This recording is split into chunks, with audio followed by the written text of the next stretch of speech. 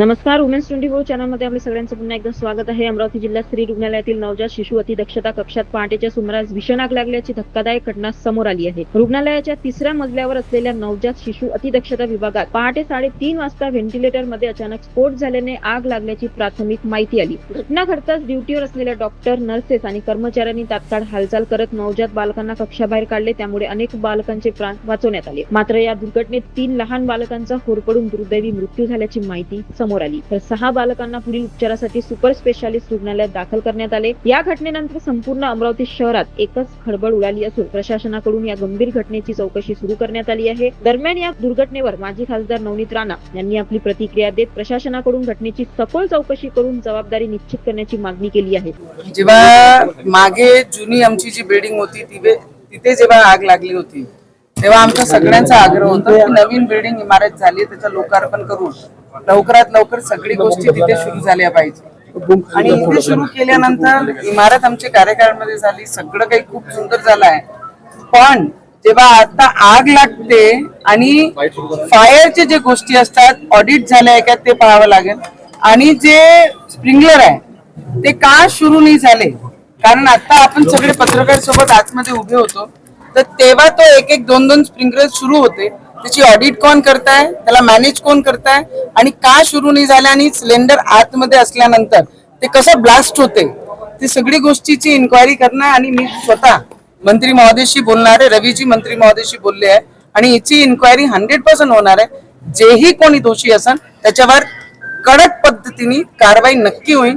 कारण लहान मुलं जे प्री मॅच्युअर्ड असतात, ज्यांच्या वेट बरोबर नसते, जे हेल्थ इश्यूनी जन्म घेतल्यानंतर जे प्रॉब्लेम असतात त्यांना सगळ्यांना असे याच्यामध्ये आपण ऍडमिट करतो आणि त्या 3 लहान मुलांचे जीव जेव्हा जाते तर मी सगळ्यांना एवढीच सांगेन आणि आता मंत्री महोदयशी मी तेच बोलणार आहे, जर कोणी याच्यात चुकीचं आढळलं त्याच्यावर कडक कारवाई आणि त्याच्यावर की त्यांनी काम नाही केलं आणि स्प्रिंकलर चालू नाही झाला, फायर ऑडिट जर नाही झाला असं तर मग त्यांची खेर नाहीये एवढं लक्षात ठेवा. त्यांनी 1 वर्ष झालं, 1 वर्षापूर्वीच इथे शिफ्ट झालेले रुग्ण, नवीन इमारत असून सुद्धा असं प्रकार होणं म्हणजे किती गंभीर आहे. आणि कारण भंडारामध्ये जी घटना घडली त्याच्यानंतर सरकार अलर्ट मोडवर होतं. प्रत्येक रुग्णालयामध्ये अप टू डेट म्हणजे काहीच झालं तरी पूर्ण यंत्रणा सक्षम झाल्या पाहिजे अशी व्यवस्था करून ठेवलेली आहे. परंतु हे प्रकार समोर आल्यावर काय समोर व्हेंटिलेटर तर सबस्टँडर्ड नाही असं देखील चर्चा होत आहे की निकृष्ट दर्जाचे व्हेंटिलेटर या ठिकाणी आणले असावे, त्यामुळे देखील हा प्रकार घडला तर 100% जर कुठेही चुकी असन, व्हेंटिलेटर मध्ये चुकी असन, फायर ऑडिट मध्ये चुकी असन, स्प्रिंकलर का नाही चालले त्याच्यामध्ये चुकी असन आणि ज्यांची जबाबदारी असन, हा खूप सिरियस सब्जेक्ट आहे. कारण गरीब मुलं, परिवारचे मुलं इथे गव्हर्नमेंट हॉस्पिटलमध्ये येतात आणि खूप विश्वास घेऊन येतात की आमचे मुलं जर याच्यामध्ये राहिले तर ते बरे होतील.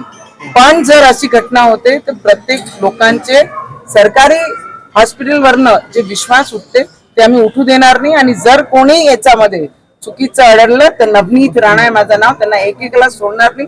कारण लहान मुलं 15 दिवसाचे, 4 दिवसाचे, 10 दिवसाचे बाळांचे जीव आज घेतलेले आहेत तर त्यांना जिनके ऊपर अगर दोष आ गया तो उनके ऊपर हत्या का ही ये कलम लगना चाहिए, उसकी कारवाई जरूर करेंगे. नवीन रुग्णालय आहे, नवीन रुग्णालयात क्षमतेपेक्षा जास्त रुग्ण उपचार घेत असल्याचं जे आहे ते समोर आलेलं आहे. नवीन रुग्णालयात जर अशी घटना घडत असेल तर जुन्या रुग्णालयांचा काय असा सवाल या निमित्तानं उपस्थित होतो. माझं म्हणणं आहे नवीन असो जुनी असो आणि जेव्हा आपलं हॉस्पिटल गव्हर्नमेंटचं आहे त्याच्यामध्ये अपेक्षापेक्षा जास्त जर पेशंट येत असन, बाळ येत असन, लोक येत असन, तुम्हाला जर जपत नसेल तर तुम्ही सांगितलं पाहिजे की अजून आम्हाला मोठं पाहिजे, म्हणून त्याच्याकरिता आपण दुसरी सुविधा लावू. पण जीव घेणं आणि बाळांच्या जीवासोबत नाही तर कोणाच्या जीवासोबत खेळणं हा कोणाचाही अधिकार नाहीये.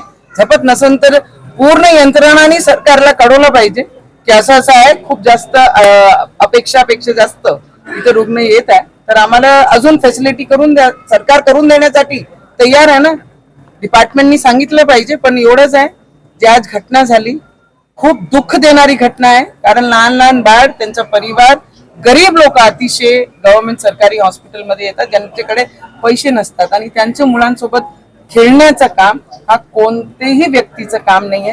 म्हणून त्यांच्यावर कडक कारवाई आम्ही करणारच. अशाच घडामोडीसाठी बघत राहा वुमेन्स 24 चॅनल.